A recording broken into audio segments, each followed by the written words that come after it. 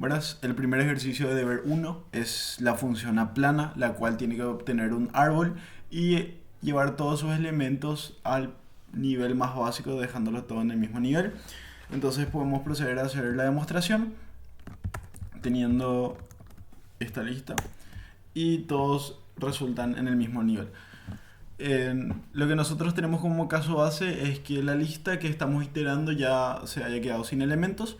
Luego nuestro caso de recursión es que nuestro primer elemento de la lista sea una vez más una lista. Por ende volvemos a llamar de forma recursiva sobre ese elemento y sobre el resto de la lista. Esto para evitar perder los elementos que no están siendo iterados en ese momento. Esto los unimos con la función apéndice que también fue desarrollada dentro del marco del ejercicio, la cual permite unir dos listas en el mismo nivel con todos sus elementos, evitando anidamientos innecesarios. Luego, el segundo ejercicio es multiplicar todos los números factoriales, números enteros positivos que forman un número complejo, en donde tenemos la recursión, en donde nuestro caso base es que la lista de números se haya quedado vacía. Si ese es el caso, devolvemos el número 1. El caso recursivo es que estamos llamando el primer elemento de la lista multiplicándose por el resto de elementos de la lista. Entonces procedemos a mostrar. Y en este caso podemos ver el trace, en donde vemos cómo se realizaron las multiplicaciones y obtenemos el número 60.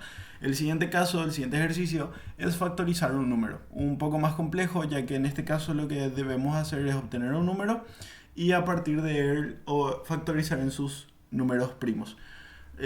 Utilizamos una función auxiliar que se encarga de que todos los elementos que estamos utilizando sean números primos, el cual va dividiendo los elementos hasta encontrar la condición de números primos, que solo se pueda dividir por sí mismo y el número 1.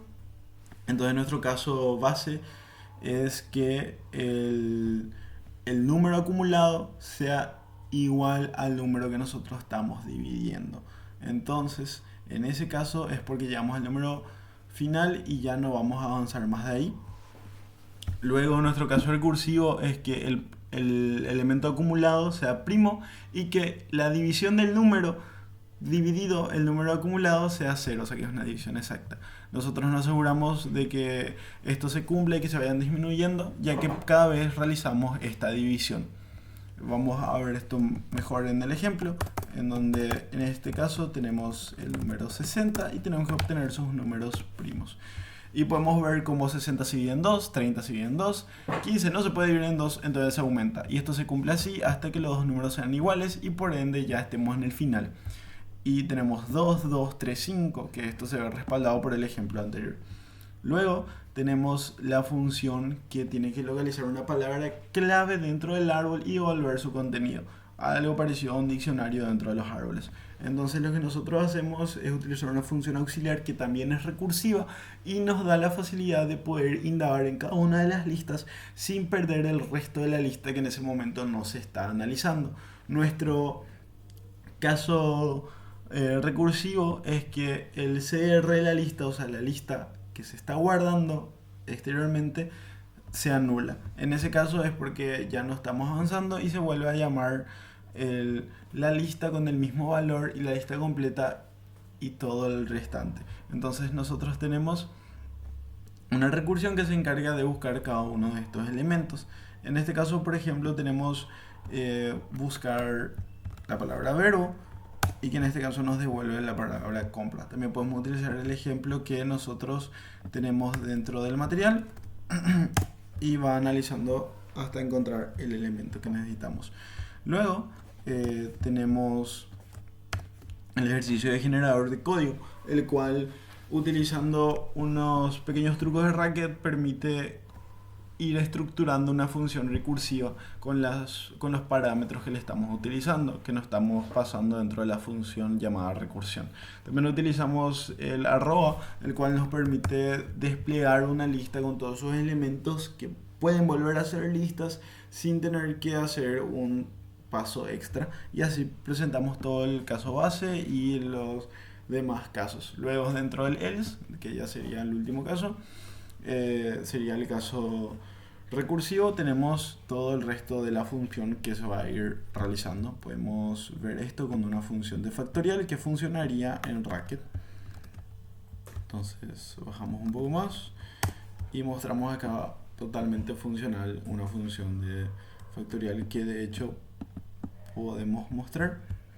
Y luego iniciamos a la sección de aplicativo, donde el primer ejercicio es obtener qué cantidad de elementos tiene una lista. Esto lo hacemos a través de un map que por cada elemento en la lista devuelve el número 1 en una lista. Y ese número 1 será procesado por el número fold y sumado a su acumulador. Esto es fácilmente demostrable, teniendo acá una lista de 6 elementos y nos devuelve 6 elementos. Luego tenemos devolver elemento enésimo, o sea, pasamos el índice y nos tiene que pasar ese elemento. Así que le pasamos esto. Y tenemos el índice número 4 que corresponde al elemento E. Lo que estamos haciendo es asegurarnos de que el índice ingresado esté dentro de los rangos permitidos. Por ejemplo, si pasamos el índice número 100 en una lista de solamente 2 elementos, esto nos devuelve null. Entonces empezamos a obtener un mapeo en donde pasamos el rango del número, que es el tamaño de la lista, y esto se guarda como un estilo de clave-valor con los elementos de la lista original. Luego se filtra con el primer elemento y si este coincide, que sería 0 y el primer elemento, si coincide con el índice que estamos buscando, por ejemplo en el 4, es lo que devolvemos. Como está anidado dentro de la lista, devolvemos esa lista con un cadar, que nos ayuda a desestructurar. Luego tenemos todo átomo, que hace lo que indica su nombre, que explica si todos los elementos de la lista son átomos. Tenemos el caso en donde nos va a dar true, verdadero. Y tenemos el caso donde esto no se va a cumplir. Entonces tenemos falso. Luego tenemos una llamada de MeFor que lo que hace es recorrer, generar los números que necesita hasta el valor final, siempre y cuando no sean valores mayores que el valor inicial y menores que el valor final. Y por cada elemento, para mantener el paso deseado del for, multiplicamos por cada uno de esos números. Entonces, luego aplicamos todos esos números que ya fueron filtrados, aplicamos la función que estamos pasando. En este caso vamos a simplemente mostrarlos para que se pueda notar el resultado. Entonces tenemos acá y con valor inicial 0, máximo 3 y paso 1 tenemos 0, 1, 2. Tenemos otro caso donde, por ejemplo, podemos pasar el número 3 como inicial, máximo 15 y de paso 3. Entonces tenemos 3, 6, 9, 12, 15. Luego las últimas dos funciones serían filtrar los valores de una lista de datos sobre un zoológico. En el primer caso nosotros queremos los nombres de los animales que sean de una especie determinada. En este caso queremos todos los nombres de los osopardos, así que en este caso solo tenemos el esperanza, y lo que hacemos es ir iterando con filter y nos aseguramos de que en el primer valor de las listas anidadas sea igual que nuestra especie que estamos buscando. Si eso se cumple, devolvemos con un char el primer elemento, que sería el nombre, porque siempre están en el mismo formato. Luego tenemos la función que devuelve las familias que hay en el zoológico. Esto significa que podemos pasar nuestros datos de zoológico y nos devuelve que hay mamíferos y aves. Como los lugares de los datos siempre son constantes, buscamos en esos puntos y eliminamos los duplicados. Mapeamos el tercer elemento de cada uno de los elementos de la lista y eliminamos los duplicados para evitar tener duplicaciones innecesarias. Con eso se culmina todo y muchas gracias.